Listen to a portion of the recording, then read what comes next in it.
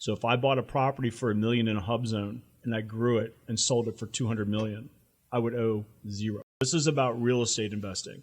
So there's when you look at a city map or a town map or whatever, there's going to be zones. This is zoned residential, this is zoned commercial, this is zoned for business, this is zoned for agricultural, and so on.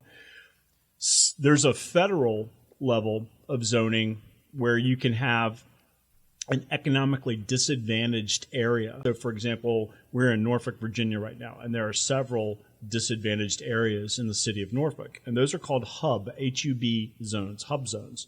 You can do a HUBZone real estate investment. And the idea with a HUBZone real estate investment is that your intention is to purchase and grow the value of that property.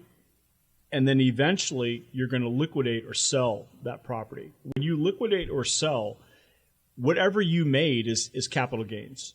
And you're going to owe tax on the delta between what you paid for it, how much you spent for renovations, and what you liquidate the property for. So in that example, let's say you bought it for $100,000, put $100,000 into it, and then sold it for $1 million 10 years later.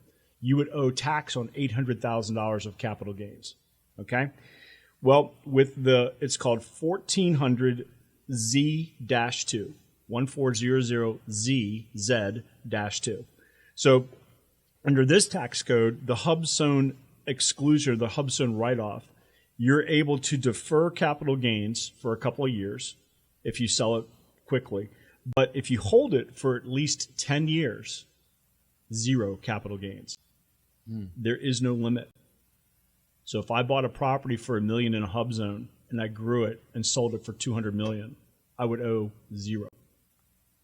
Now, folks, I am not tax specialist. I know a lot about taxes because it's part of our financial planning practice, but you should always incorporate the use of a CPA that knows what they're doing. Always check with your tax professional because those numbers can change every year. Depending on when you're listening to this,